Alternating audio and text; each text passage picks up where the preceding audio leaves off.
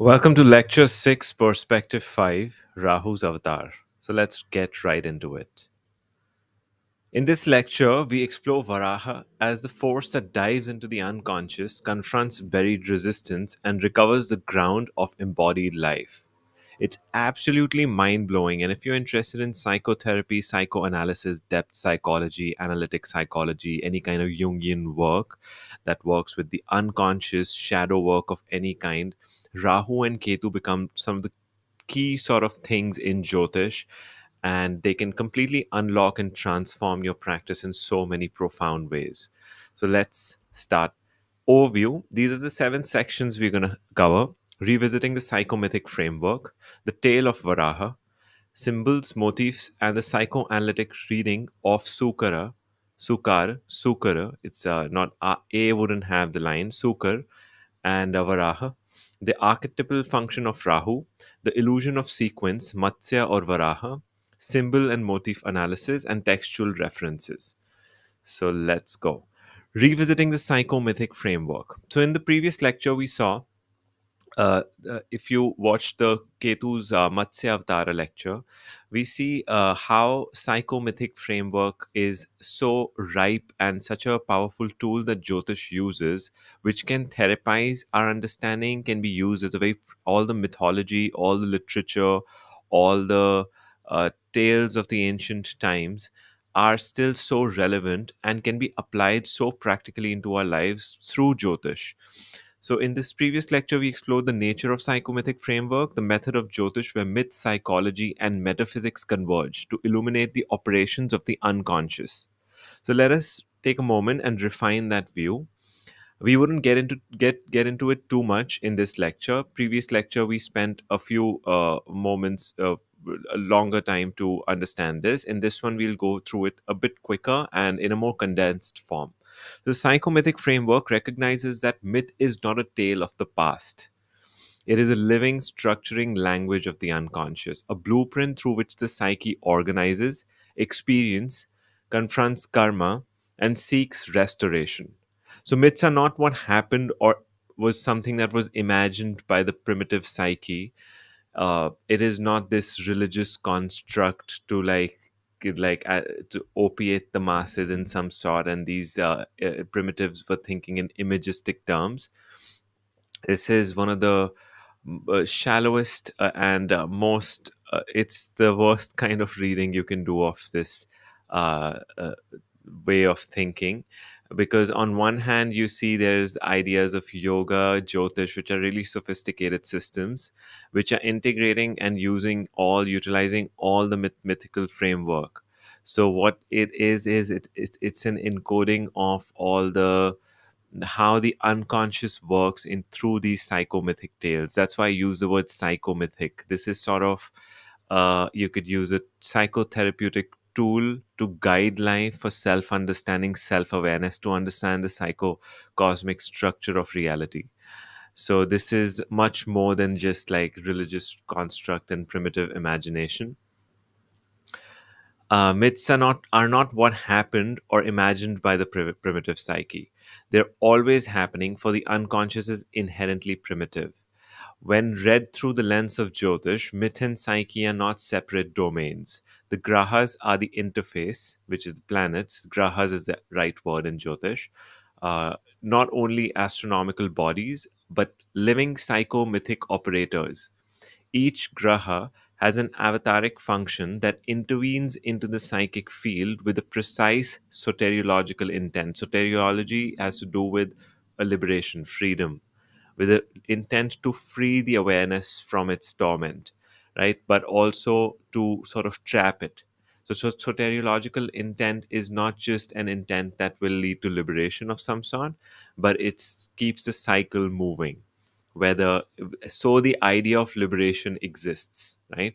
The idea of liberation exists because there's an idea that one is entrapped, and that entrapment happens through this framework that we study in Jyotish. Like this is how experience, pure consciousness, pure awareness is being tormented by space-time and the phenomenology, the psychical stuff that happens in the mind, in the manas, to be precise.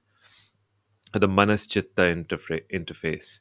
So each graha has an avataric function that intervenes into the psychic field with a precise soteriological intent to disturb, to awaken, to catalyze the evolution or de-evolution, devolution, downward movement of consciousness into more avidya. It can even cause more avidya, certain placements and stuff. So we see this particular sutra that we had also discussed in the previous lecture, which said अवतारण्यनिकानि ह्याजस्य परमात्मनः जीवाणं कर्मफलदो ग्रहरूपी जनार्दनः. So I hope I'm pronouncing everything correctly. I'm just a student like you, so I'm just doing my best. I really find them fascinating, as I always say, and I love reciting these sutras. The many avatars of the unborn Supreme Self, the Supreme Spirit, Param Atman. So, for the lack of a better translation, it is that Janardana we had seen in the previous lecture, the one who agitates, disturbs, and causes the play for of consciousness to take place. It is Kal in the form of the grahas who delivers the fruits of karma to the jivas, to the living beings, delivers the fruit of movement, action, and sort of like uh, causation in some sense. There's a lot of philosophy in and of itself that this particular thing will have. So we're just touching upon what's useful and important for this particular lecture. So we saw that avataras are born and they take they come through the grahas and to deliver to it's giving the psychometaphysics, the psychomythic framework. That if you study the avatars and their myths, the tales, all the legends that are associated with the avatars, you'll understand things about the grahas, and through that you'll have an understanding about your own psychology, your own unfoldment, your own unconscious structures. It's absolutely mind-blowing. I don't know what else to say. Thus the grahas are ontological functions. Ontology, structure of being, nature of being, how we are, what is happening, what is our structures, archetypal and forces of karmic logic shaping the drama of life in real time. To work psychoanalytically with Jyotish is to ask what unconscious myth is being played out in the person's life, in my own life, in an individual's life, in a birth chart. Which graha holds the burden of that narrative? What is the dominant narrative out of all the grahas and all the psychomythic stuff? What is the dominant narrative? Or they can also be a complex, this is more research based, intermingled dynamic of the entire chart. The entire birth chart would reverberate a certain storyline, and you would be able to track it down to some sort of mythic framework. It's absolutely mind blowing how this can be done, also, but it is more requires more contemplation and research and more practice. I believe it's still a novel sort of idea, if I may be if I should be more honest. But the first question is important. What unconscious myth is being played out in this person's life? That is something profound. How might its avataric function be calling for dissent, confrontation, release, any kind of theme, sacrifice? If it's a solar thing, adaptability. If it's a lunar sort of mythic, if it's Krishna function operating, Rama function operating. If it's the Varaha function, it's more about dissent, confrontation, and some sort of release, evolution, some sort of stuff that goes on like that. So in this lecture, we turn to Varaha, the boar, sukar. That's the word that is used. The boar associates with Rahu as a force that plunges into the unconscious, confronts what lies buried, and lifts up Bhumi, which we can be translated as earth, but it is not. It's Bhumi it's a terrestrial plane. Bhulok has Bhumi, which is can be used as earth for all practical purposes because earth is our current ongoing context. uh, we shouldn't be speaking from beyond our context as such. It just creates too much imagination and impractical. It makes it impractical. We always want to speak in terms of what's available and what's real in our own experience. The very ground of embodied experience, which is Bhumi, the physical, ongoing psychosomatic, psychophysical experience that we're having. This is the psychomythic role of Rahu, that disruption that prepares us for something, the descent that reveals something to us. In the unconscious, the light becomes more apparent. The spark that is not visible in front of the sun becomes very visible when you are in a dark space in life, in a dark place in life. That same spark, the same diya in front of the sun is nothing. But in when you're in dark times, a little small flame can make you feel warm.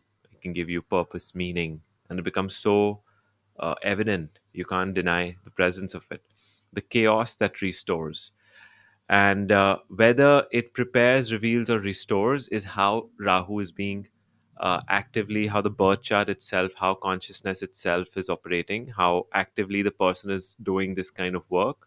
Otherwise, it can also uh, destabilize more than stabilize, which is again part and parcel of the structure of reality, unfortunately.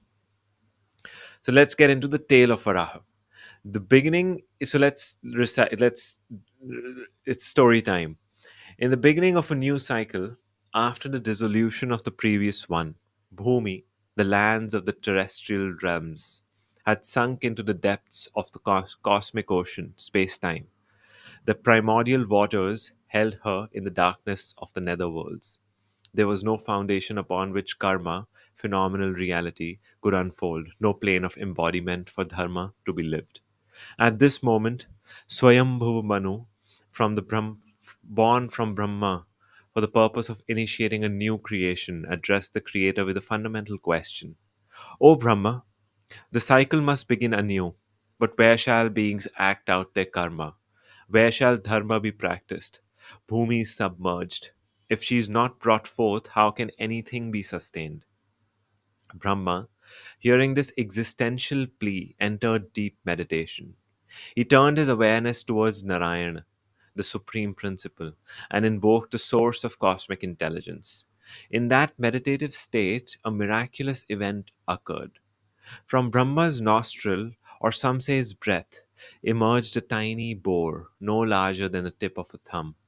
This seemingly insignificant creature that spontaneously arose immediately began to grow in size and power, expanding rapidly into a cosmic form. The sages, Marichi, the Kumaras, Manu, watched in astonishment. Is this a form of Vishnu? They asked. How can such a being emerge from Brahma and expand into infinity? At that moment, the boar let out a tremendous roar. The sound reverberated across the subtle plains, echoing not only in Bhulok, but also in Janlok, Taplok, and Satyalok. These are different realms. The seer who heard this roar were filled with awe. All the seers were filled with awe and spontaneously began to chant sacred mantras. The roar was not just a sound, it was a memory. It was a remembrance of order, a stirring of the Veda, of the knowledge encoded in sound, in Shabda. Responding to this call, the boar Varaha sniffed the wind. Its snout, refined beyond measure, caught the trace of Bhumi in the nether realms. Without hesitation, it dove into the cosmic ocean. It was not a spatial descent, it was a metaphysical descent. A plunge from the visible into the invisible, from order into chaos of undifferentiated being. In those lower depths, Varaha encountered a Daitya, Hiranyaksha, a force of inertia, unconsciousness, and primal ignorance. A fierce battle ensued. The demon resisted the upward movement. Demon is incorrect, it should be Asura, resisted the upward movement, the return to cosmos. But Varaha's sacrificial force itself triumphed. With gleaming tusks, Varaha pierced through the oceanic abyss, lifting Bhumi from the waters. She, Bhumi, is not merely land, not merely a planet. She, a plane of existence waiting to be to re-emerge. In Puranic versions, she is the goddess, the consort of Vishnu. Her rescue is not a physical event, but an ontological restoration. The ground of being is retrieved from the abyss. The stage for karma is re-established. This is the most commonly told tale of Varaha Avatar, right? So we see uh, the beginning of creation. There's no land, no terrestrial land to act karma out, to do things on. And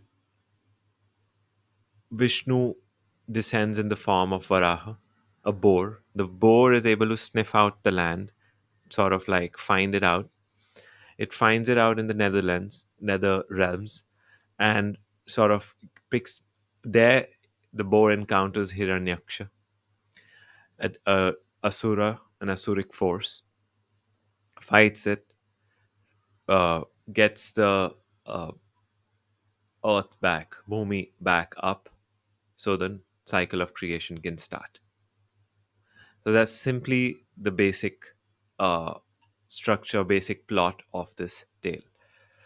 So sages, upon witnessing this act, offer hymns of praise. They do not see a beast, but the embodiment of a yajna or yajna, the sacrifice itself. His breath is the mantra, his skin the chandas, his legs the fire altars, his mouth the force, the source of offering, his very body is the Veda made manifest. So that's how it's been praised in these Puranic texts. This is not merely a tale of divine intervention, it is a descent of the cosmic principle into matter. It is a return of form from formlessness. It is a myth that reveals the psychoanalytic logic of Rahu, the force of dissent, confrontation, and the violent necessity of integration. So, Brihad Parashra Hora Shastra, Parashra Hora, tells us, as we had touched upon very briefly in the previous lecture, Samike Yasya Sukarah. The one born of Simika is the boar. The born of Simika is referring to Rahu. So this is also a very interesting clue that is given to us. This simple sutra carries, and we'll discuss who Simika is and what born of Simika represents, what's that symbolic of as we move further into this lecture. This simple sutra carries the entire psychomythic code. Sehmikeya, born of Simika, is Rahu. And this avatar, this descent into darkness to retrieve Bhumi's Rahu's act. Rahu is not merely this shadow graha as we see, Chaya graha, as we've been discussing, Dhumrakaro, Vanastopi, right? Rahu is the boar, the one who dives. And boar is again a profound symbol associated with this principle. It's not this actual boar that is walking outside your house, probably, if you live in some sort of like jungle of some sort of forests or uh, whatever. Like the point is, it's these are not primitive people, their imagination and curating religion. When you look at things from the eyes of the Veda, from Jyotish, you see that these are extremely intelligent yogic uh, ideas. They have arisen to give a certain structure, a psychotherapeutics awareness for the purpose of self awareness, and they're very much grounded in metaphysics, a psychometaphysics, which is a practical observable metaphysics in your own psychological experience, which is Jyotish. The Jyotish is therefore said to be the highest amongst the Vedas, amongst the Vedangas, sorry. The Angas of the Veda, of primordial metaphysical knowledge, out of all of them, Jyotish is told to be the eye, the one that sees, the eye of Horus. Not Horus here, it's the Veda. It's the eye that makes knowledge of the subtle available to the mundane psyche like mine, to our mundane sort of non yogic world. To work with Rahu is to confront the underworld of the self, to retrieve the lost Bhumi, the capacity to act, to stabilize, to integrate. It is the struggle with ignorance, the confusion of unconscious content, the threat of annihilation, and the possibility of renewal. So all of these are extremely important archetypal themes. Varaha returns, Bhumi is on its tusks, and so the cycle begins again, and the madness restores itself. So you used to see Rahu and Ketu as sort of these things that restore the cycle of creation, sort of to bring it back into sort of uh, movement, right? So let's get into Kurma Bhaskara Putrasya Samikeyasya Sukaraha. I hope I said it right again. Forgive me if I did not, because I know Sanskrit aficionados are like really particular about phonetics and right pronunciation and stuff. But I just enjoy reciting this. We shouldn't be this hard, I feel. The tortoise is the son of this. The tortoise is of the son of Bhaskar. Bhaskar is sun, Surya. Uh, so which is Saturn. So it's telling Kurma avatar. Kurma is Saturn's avatar, and Boar is the son of Simika, which is Rahu. So the term Sehmikeya refers to Rahu, the son of Simika. Rahu Samikeya, right? I've been saying Sehmikeya, it's Samikeya. Rahu is born of Simika, who in many accounts is a sister of Hiranyakashipu and Hiranyaksha, the Asura brothers associated with the primordial disruption of Dharma. In this genealogy, Rahu inherits a lineage of distortion of shadow of karmic challenge. You see, even in Samudra Manthan, Rahu-Ketu arise from a certain disruptive idea, and even in these kinds of myths of Varāha, Matsya, we see Rahu and Ketu have these distortive sort of things.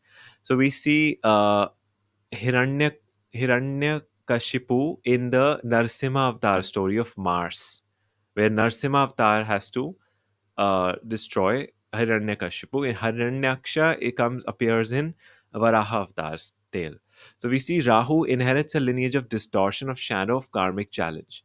But this also reveals the deeper nature of Rahu. It is not demonic in the moral sense, but disruptive in the psychoanalytic sense, which is what we are contextualizing our entire practice in. Maybe there are other visions and other perspectives and views, but we are literally only concerned with psychoanalysis and self-awareness work. It emerges, especially me, that's all I am interested in. It emerges when the structures of existence require an intervention, a plunge into the underworld to retrieve what has been forgotten, drowned, or denied.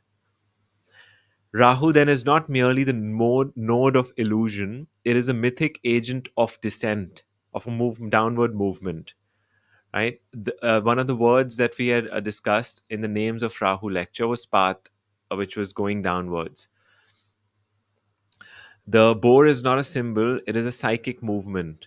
It is the mythos of Rahu in motion. So Sukaro Sahamikeyasya is Simika likely derives from Simha, meaning lion. Can denote a feminine form, the Simika could be interpreted as lioness or one related to lion nature. So some interpret her as embodying ferocity, wild instinct, or primordial power, possibly indicating her mythic role as the mother of Rahu.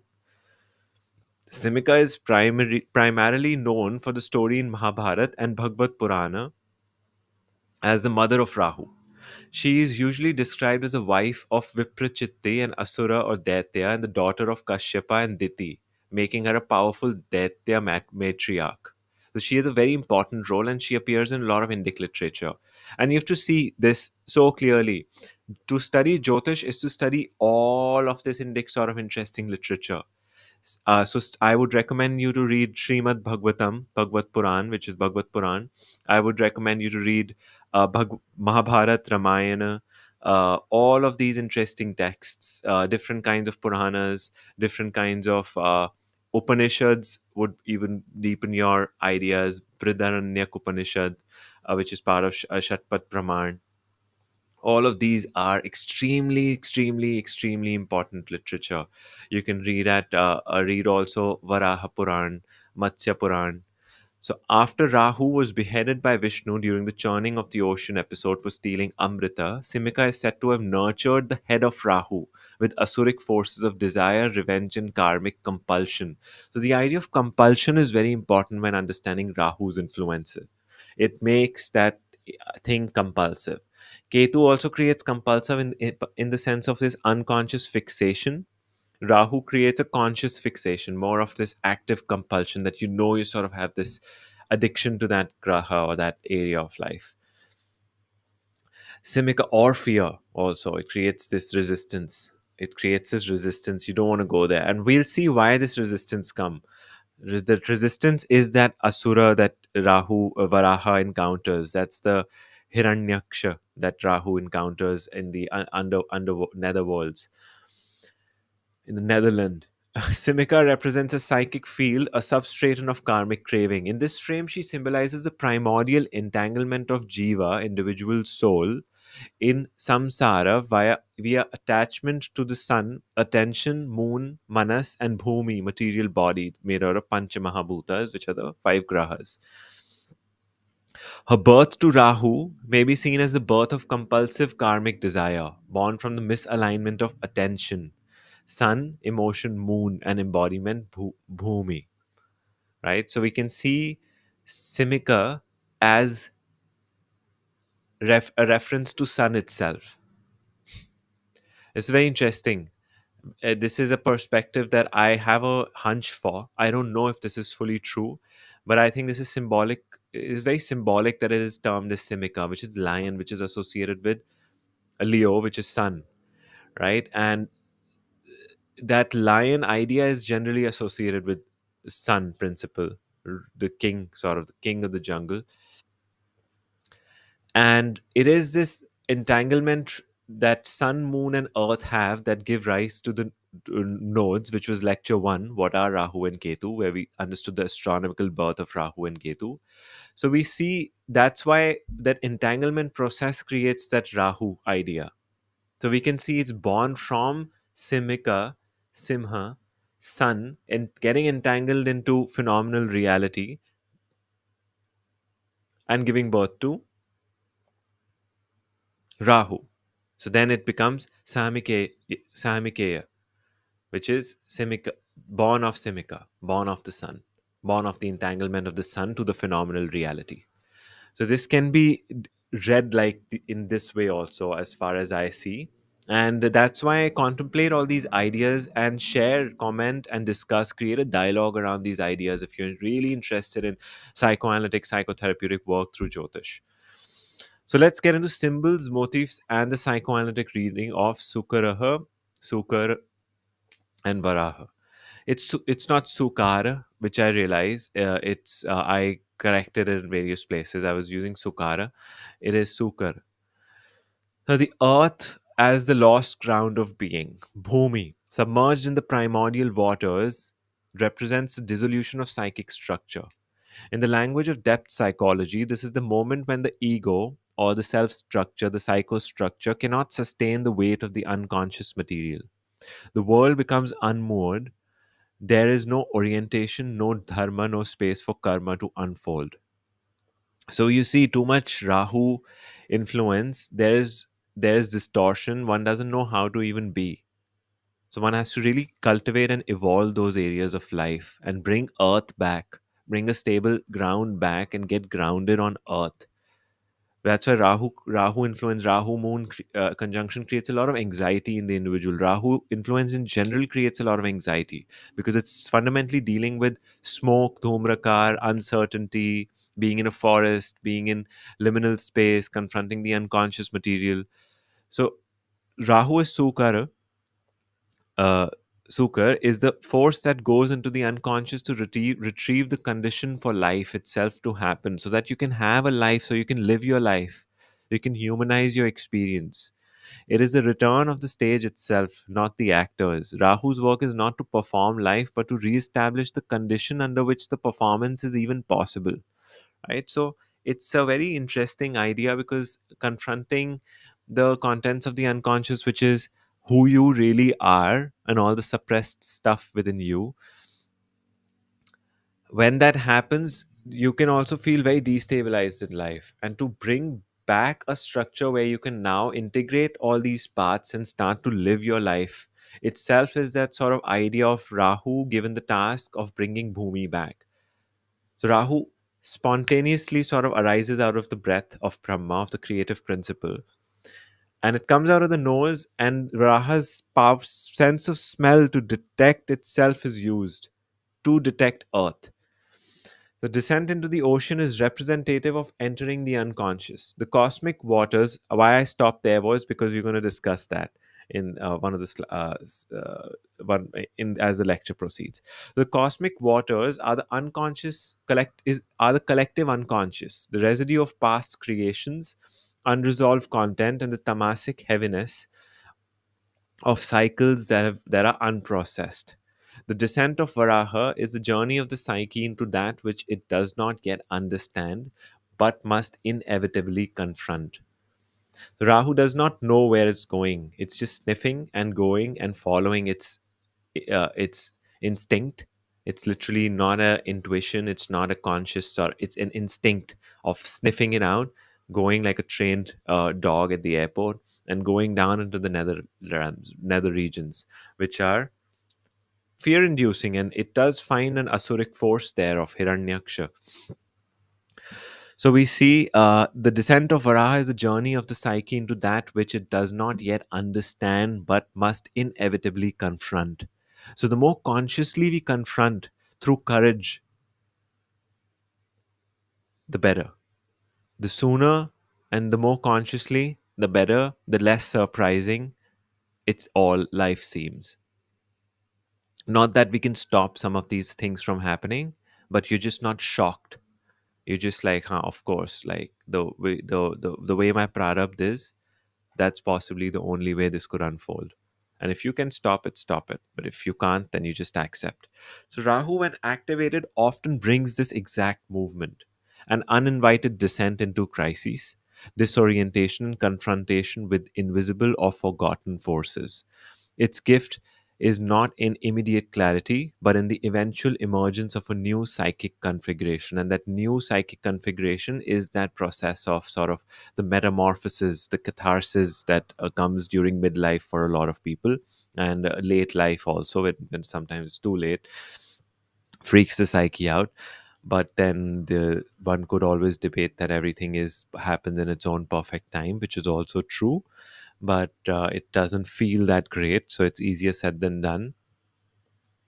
But these are two of the motifs we saw: the idea of bringing back earth and the idea of descent into the unconscious. Then we see the roar, right? There's always this idea, there's this strong roar, and the Vedas that are being sort of evoked by the sages and stuff, the primordial mantras that are being evoked, and is representative of Rahu as a disruptive return of knowledge. It's making everyone, the fear that Rahu's experience induce feels such a crisis that it makes one pray. It makes one remember God or Paramatma more accurately. The Boars Roar, metaphysically accurate more, is Paramatman, Param Atman, the source, the non-being, the consciousness that is beyond consciousness itself. The Boar's roar that echoes through the subtle planes and causes the sages to chant the Vedas is not simply a sound. It is a shock of recognition, the uncanny return of truth. And that's what Rahu does. You push the envelope so hard that you fall into the abyss, and then you seek a savior, a guru, something that can bring you back to a mentor, and something that can bring you back to clarity, to stability. Rahu often brings repressed content back into consciousness in ways that disrupt, awaken, or overwhelm. The roar of Sukara, is a rupture that realigns. This is why many initiatory crises in spiritual or therapeutic paths, which is the same thing, feel like madness before the yield wisdom. Rahu is the agent of that rupture. It's that psychostructuring principle of that rupture. And its roar is often heard long before it is understood. That's so true. Rahu experiences are often digested after they've happened. So it's after a certain invasion of some sort happens from the unconscious forces, whether it's on the material, physical, geopolitical realm, or it is the psychological, individual, the psycho-geopolitical realm. It's much later on as sort of the collective consciousness restores balance and tries to understand what actually even happened. It's so shocking. The sense of smell could be seen as discernment. And remember Dhiman, the one with Dhi, the one who possesses Dhi from lecture 2, where we studied the sutra, the first line of the sutron given by Rishi Parashara. So the boar's acute sense of smell becomes a symbol of Rahu's capacity to locate unresolved karma. It's as a principle. Smell here is not literal but intuitive gnosis, right? Instinctive gnosis, I would say. It's more animalistic instinct. Intuition is more human and divine, even. It's instinctive, like Marsh's instincts of like survival instincts. Like they are sort of, they unconsciously just arise in this interesting survival fear based way. The ability to sniff out what is off, hidden, or forgotten. When well placed, Rahu gives extraordinary instinct. When afflicted, the same faculty turns towards delusion, paranoia, and compulsive fixation. This motif teaches us that Rahu is not irrational, it is pre rational and trans rational, even. Its intelligence is serpentine, which is hidden, sacred, ancient, naturally mysterious, but also desire driven and complex. And that's why we need the Rahu-Ketu files. That's why we need a long journey, a long excursive to sort of understand this. Hiranyaksha can be seen as the demon of resistance. You can use demon for all psychoanalytic purposes for to be able to grasp this idea easily, but asura means that which is not in alignment with the metaphysical order that naturally leads to well-being. Asura means that which is not in tune, which is that which is non-virtuous, that which eventually leads to suffering, right? So you can see it as demon also, but asura has its own philosophy and its own grounding and its own. There are asuras that have there's a divine purpose to asura. Demons are it's different. It's a more Christian sort of idea. You could always use them synonymously if it's fine. For if you understand it better, it's okay. The demon who obstructs Varaha's return with Bhumi represents the complexes that resist integration. The complexes that resist integration, the complexes that don't allow us to develop Rahu's house, Rahu's Rashi, the Grahas with Rahu, are these profound demons, the profound asuras, the profound resistance, the phobias, the ghosts, the demon in the cave that we don't want to visit, the cave that has the gold in it. It's all Hiranyaksha. In Jungian terms, Hiranyaksha is a gatekeeper of transformation. One must pass through the confrontation with the unconscious shadow to reach renewed order, to bring back Bhumi. He is Bhumi meaning structure also. Earth is structure, stability, foundation. He's also the one who hides Bhumi, suggesting that trauma and repression hide the very foundation needed for healing. The very foundation needed for healing, the very light itself is hidden by the demons of trauma. Not that we have to demonize trauma, but to see trauma as this fear inducing thing. We don't want it, right? We have it, we acknowledge it, but it's something that puts us in a state.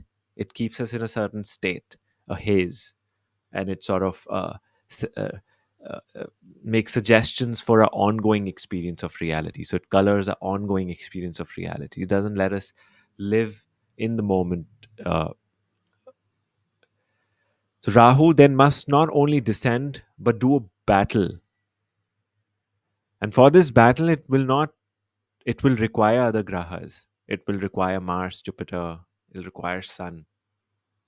So Rahu and Ketu, as we discussed, the the way to therapize, the way to heal them is to cultivate the rest of the psychostructure, the five grahas and Sun Moon. The more they are cultivated, the better you will be at dealing with Rahu and Ketu to whatever degree possible, if even it is possible, let's say. This battle is not with the external world, but with the internal obfuscations that resist becoming conscious. It's an internal battle. It might seem like an external battle, it might play out externally, but all the things that would come externally would create an internal change, and that's the real shift which would eventually change the external battle as well. The real shift actually can be instigated externally from an external force, but the internal change is that real thing that actually causes the external reality to shift itself. The next one is lifting of Bhumi is the return of grounded experience. So we saw Earth being lifted up, but when Varaha finally arises, so there was a descent to bring Earth back, the first motif. Here it's lifting it up again, right? That was about the descent. Here it's about lifting. So when Varaha finally raises Bhumi on its tusk, this is the return of the ego to a stable psychic landscape. And ego, not in the sense of ego being egoistic or ahankar, as they sort of a lot of the times translate and stuff. This is egoic structure to have a stable experience of reality, to have a stable moon so that you can engage with people normally. But it is not the same ego that began the descent, right? It's not this first one. It is a psychostructure, psyche, a self, an ego that is restructured through sacrifice, through battle, through overcoming the demons. In analytic terms, this is the individuation that comes after the collapse of the former self image. This could be viewed as the fulfillment of Rahu's evolutionary promise, right? So this is profound. The next one is sages' praise and recognition of Rahu as yajna, the different ways to pronounce it. I've heard many people pronounce it differently. Uh, Nya is one of the ways that it is said to be pronounced, should be pronounced. The sages declare that Varaha is the embodiment of sacrifice, his hairs are the sacred grass, his eyes the ghee, his mouth the altar. Rahu too is a sacrificial force. It demands that we offer not external goods but illusions, compulsions, and identifications. That's what, if you sacrifice, Rahu is pleased. That's how we see it, right? When we do deity worship. At given offering, we see this in Buddhism. If you've seen Tibetan Buddhism, they're giving choco pie and stuff. Choco pies and chips, packets of chips and stuff are kept. Even in Thailand, in India, in other parts of India, we see different kinds of sacrifices being given. The sacrifice is a heart-based sacrifice. Actually, it's a psychoanalytic sacrifice. It's a psychotherapeutic, psychological sacrifice. If illusion, compulsion, and identifications are given up, Rahu is pleased. It's calmed down, shanta. It's made shant. Only when we allow Rahu to strip away the borrowed, allow Rahu, right? So there's arrogance there, and it needs to be seen with more humility, more like reverence and permission. Do we come into possession of the real? That's true, though. So sun is the one at the center that is who we really are, and rest of it is not us. So only when we, as sun, allow Rahu to strip away the borrowed, do we come into possession of the real. So when the more sun is sort of made powerful through proper, attentive, sort of conscious work, meditative work, the less possession we are in Rahuic possession we are. The earth as consort can be viewed as the union of karma and kriya. Bhumi is not just rescued. In many Puranic accounts, she becomes a consort of Varaha. This shows us a deep symbolic link between Rahu and Earth. It is not that Earth is returned as it was, but that a new covenant is formed, a new bond is formed. This is the stage for karma, but karma now includes the memory of descent. It is an embodied world, yes, but one whose soil contains the echoes of the abyss of the unconscious. So we all have the echoes of the abyss within us, the unconscious material within us that seeks integration. Whether this comes from a past life, whether this comes from a certain part of our childhood, whether it comes from some sort of collective unconscious that descends upon us within our conscious experience from time to time, this mass psychogenic disorders, what we call, we don't know. Rahu does not free us from karma. It brings us into a pull, a possibility that now needs to play itself out based on previous cycles of creation, Ketu, Matsya. And now suddenly there's a clue here about how to think about this cyclical idea of Matsya and Rahu. The dissolution, Matsya saving all the imprint that will be needed for the next cycle. The next cycle, Rahu descends. Whether Rahu comes first or Ketu comes first, we don't know. The archetypal function of Rahu.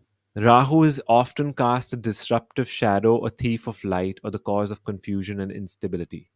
But when examined through the archetypal lens, particularly as revealed in the Varāha Sukar of myth, we see that Rahu is not simply an affliction. It is a structural principle of descent, entanglement, rupture, and eventual reconfiguration. The reconfiguration itself happens how your rest of the birth chart is operating. Rahu's archetypal function is to dislocate the existing order so that something essential, long buried or forgotten, can be recovered, transformed, or born anew. It is a catalytic force that initiates a cycle not through harmony but through rupture, rupturing, bursting, spot. There has to be a roar, descent, confronting Hiranyaksha, bringing back your life, a space, a ground for your life to happen. Grounding. Like Varaha diving into the primordial waters, Rahu enters the unconscious, the netherworld of psyche, to retrieve the buried Bhumi, the symbolic ground of embodied experience. Rahu does not operate within the domain of clarity or conscious control. So true. It emerges from the threshold zone. That's why Jyotish's Jyoti has to be used the most to understand Rahu and Ketu, because it's the most unconscious. And that's the least that they're used for. The most they're used for is sun, moon, and other grahic analysis. But the most important work that you can do with Jyotish is to understand Rahu and Ketu placement in your chart. It emerges from the threshold zone between the known and the unknown, the invisible and the hidden. In this sense, Rahu is not only about illusion or craving, but about the existential necessity of entering shadow. It represents the fascination with the forbidden, the pull towards what is beyond the border of the known self. So it does push the envelope, and sometimes it falls off into the abyss. And it often will fall into the abyss if one pushes one's life dangerously enough, correctly enough, and then you will find Hiranyaksha, and you will have to find your Hiranyakshas. And if you win that battle through grace and your strength and your effort and patience, then you emerge restructured and more conscious than before and have a more brilliant earthly experience, is what's promised as far as I can analyze. In the Varaha myth, this descent is not without purpose. Rahu is Sukar, does not descend aimlessly. It smells out what must be recovered. It sniffs out the ground of being, the needed terrain for creation to begin. This descent is also sacrifice. In Vedic terms, Varaha is yajna, the sacrifice itself. The very process of descent, confrontation, lifting is the ritual of renewal done through the body of the divine animal, that is the boar. That is the archetypal function of Rahu. In psychoanalytic terms, Rahu is a drive towards integration through confrontation with dismembered parts of the psyche, of the totality of who you are, of the entire birth chart. It compels us towards encounters with chaos, the unknown, and the unacceptable, precisely so that a new psychic configuration can be made possible. It destabilizes the ego not as a punishment, but as a requirement for growth. In fact, it is these very chaotic ideas that themes that play out that humbles the ego. It reduces egoity and makes us ripe for the right kind of movement, right kind of initiation into the next stage of life, to receive people properly, receive life, build relationships the right way. It destroys the false, it disorients the rigid, it compels the journey into darkness, not for the darkness's sake, but so that the forgotten bhumi within, our buried foundation, can be raised into awareness, so that karma can be, for the rest of the residual karma, can be played out. When integrated, Rahu becomes the power of transmutation, even. It grants vision into the depths. It becomes a boar that returns from the abyss, not just with a rescued world, but with a renewed myth of selfhood capable of holding paradox, trauma, and truth in one harmonious fashion. You're able to hold paradox, trauma, and truth. Rahu, strong Rahu influence can make someone very interesting and complicated and complex and dynamic, colorful, and very interesting. The illusion of sequence, Matsya or Varaha. We often assume that Matsya, the preserver of the seed of Dharma, of the Veda that we discussed in the previous lecture, precedes Varaha, the restorer of Bhumi.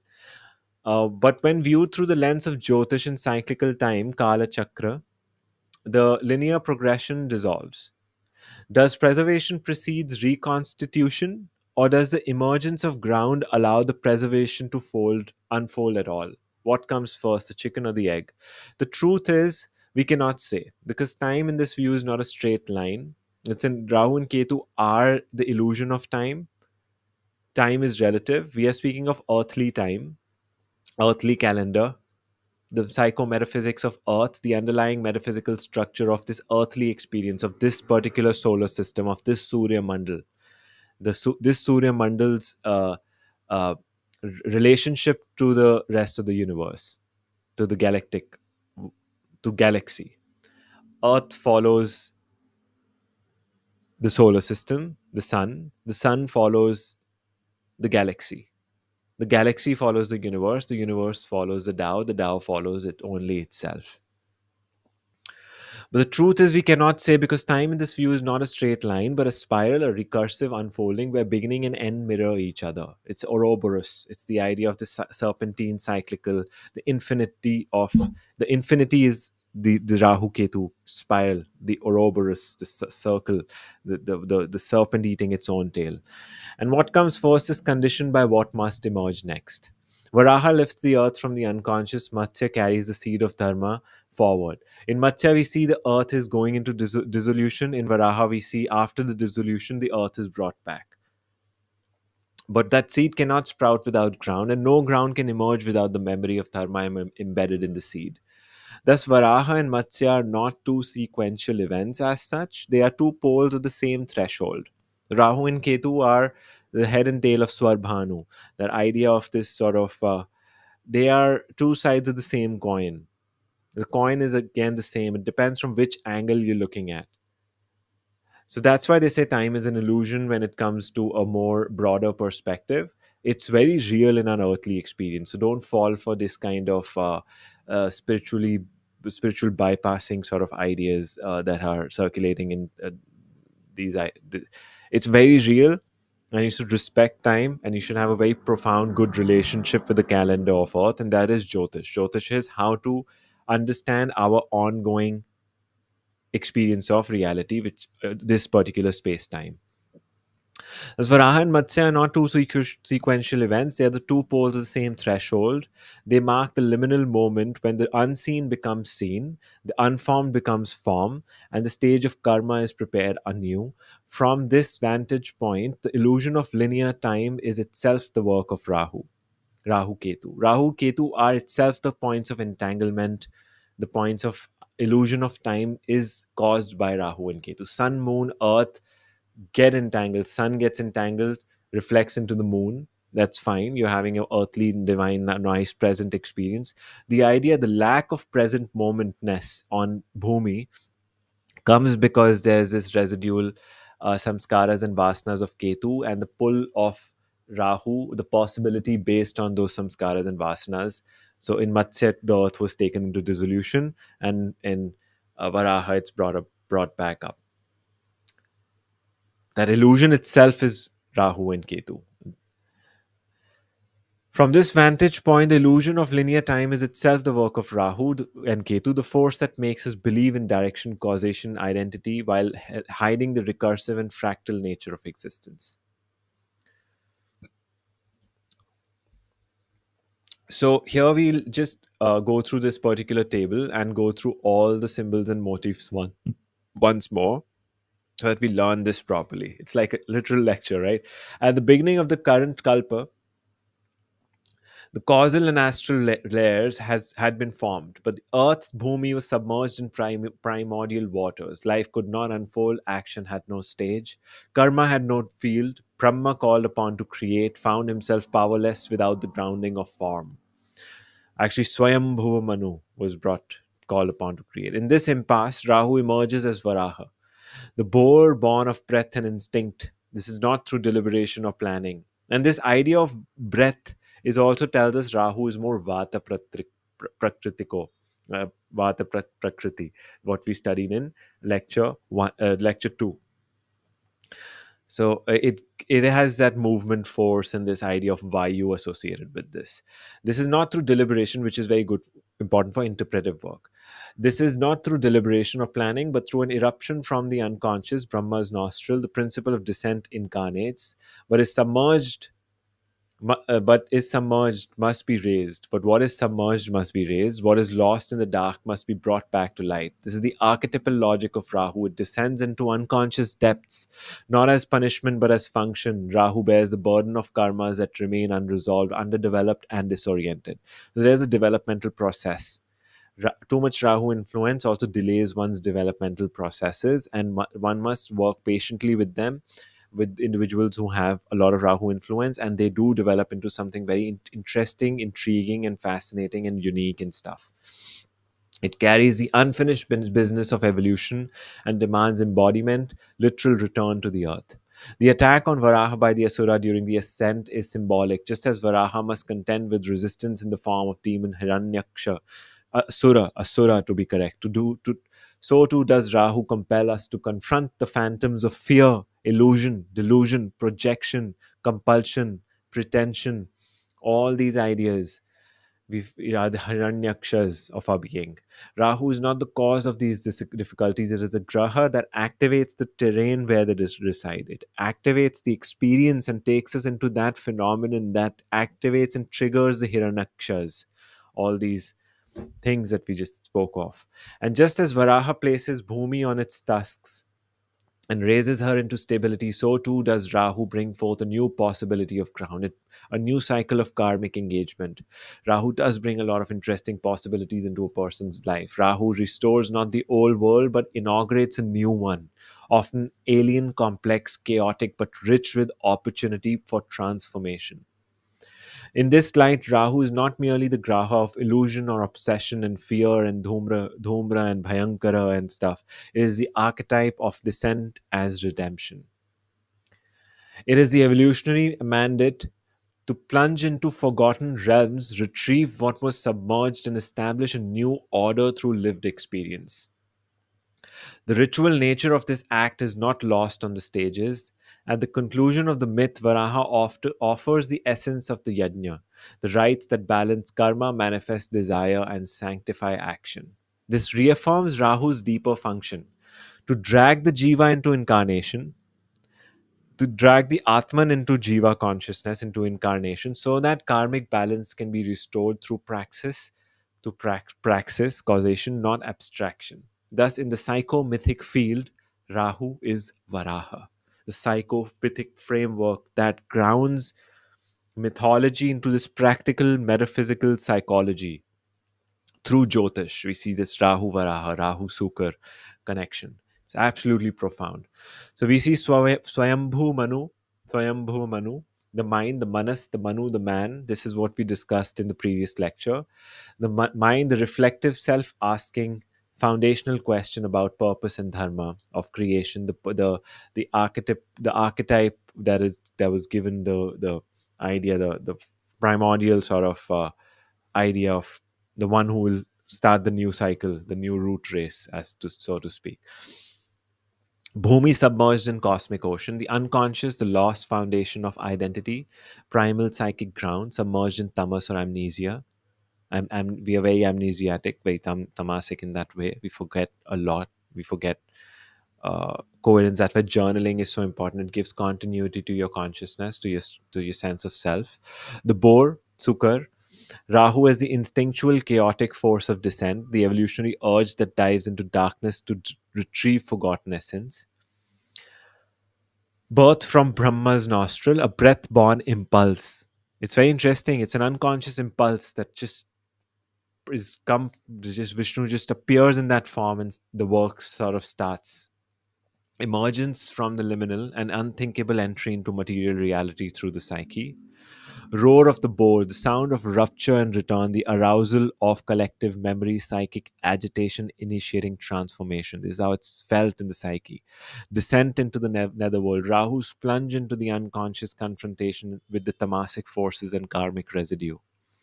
Sense of smell, boar instinct, instinctive knowing, Rahu's capacity to sniff out what is hidden, forbidden, or karmically buried.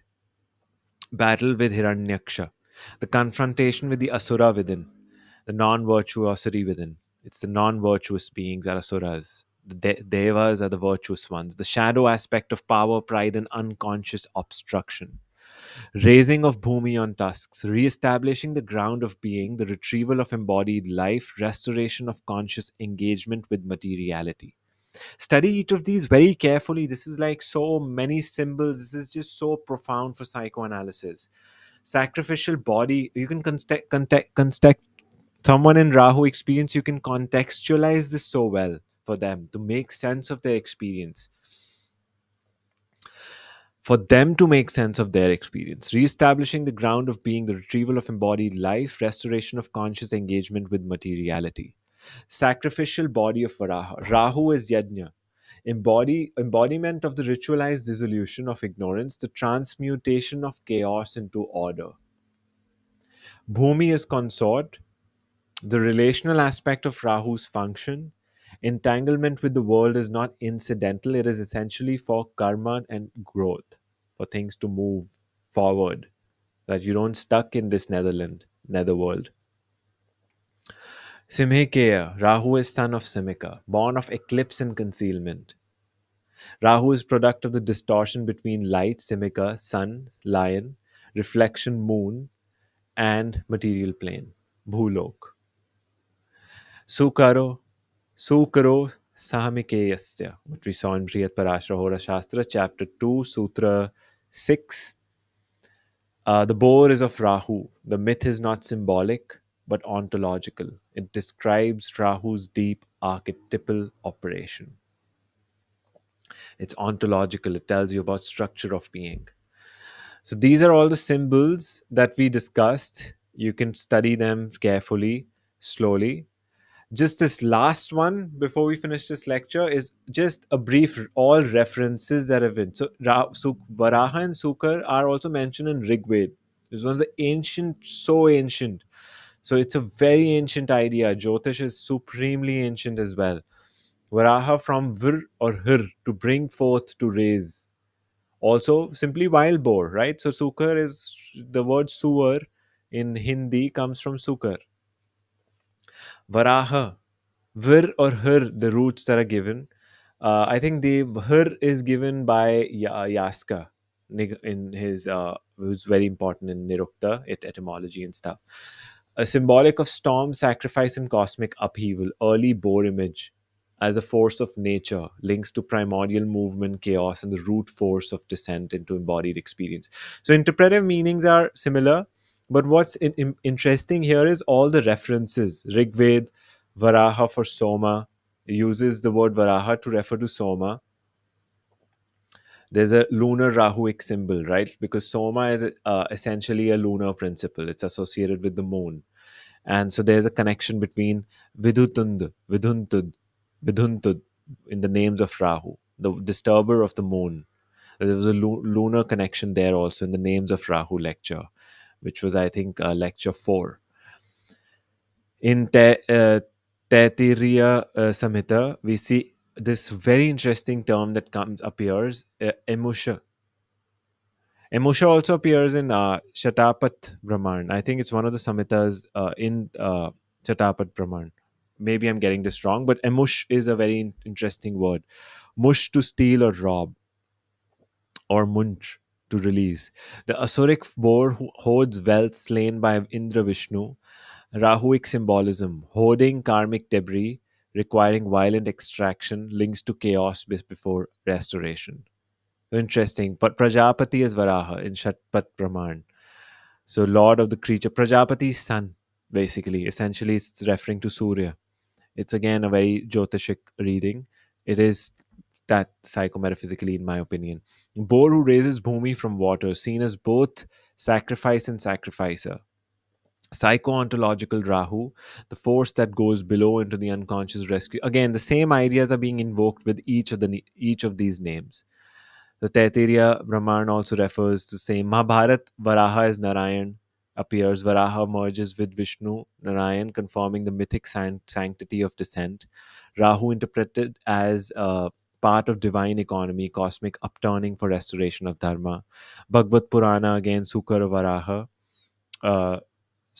To breathe, snort. It can be the boar's snorting sound. Uh, Again, this comes, same ideas that we've been discussing are here. Briyat Parashara Hora Shastra, again, we get Sukar. Sukaro, Sukara, wild boar. Samikeya, son of Simika. Again, the decisive linkage between Rahu and Varaha is comes here. Again, the confrontation with the unconscious contents. Linga and Kurma Puran both speak of Varaha as Vishnu. Varaha slays Hiranyaksha and lifts Bhumi. This is given in both Linga and Kurma Purana. Different Puranas have this. It's a slayer of Asura, and things like that. The confrontation with the fears and then destruction of those fears through the rest of the psychostructure. Mars, Sun, everything has to activate. The whole chart has to go into action, which we'll discuss in a future lecture, how the rest of the psychostructure engages with Rahu and Ketu experience. Then Vishnu Sahasranam, Mahavaraha, Yajñang Anga, which is Anga of Yajna, the limbs of the sacrifice, whose limbs are sacrificed. Dharanidhar, earth holder. All of these words appear. Each of these names, each of these references, textual references, are very ancient and very interesting, and they appear in so many different ways, speaking of the same psychometaphysical force of Rahu that we're discussing. Varaha Upanishad. Varaha is Guru. Rahu's archetype becomes a vehicle for transcendental instruction. Boar, a speaker of esoteric truths, represents the wisdom that emerges only after deep confrontation with the unconscious. Super interesting. And that's, I hope you're not bored. I hope this was mind blowing. It's mind blowing for me. I just seek to share my own notes. I'm just a student of Jyotish, and I hope this lecture gave you a lot of interesting things about Rahu, in what direction to think in, how to think of the myth, the tale, the legend, and see how you are making sense of these things, what I've missed out, and add to it. Get into the comments, research in your own time, think about these things, and see how this can be utilized in interpretive work, in psychoanalytic, psychotherapeutic work. Thank you so much if you stuck around up until this point. You're a sincere, genuine student in love with Jyotish if you stuck around up until this moment. So I will thank you. I will see you in the next lecture.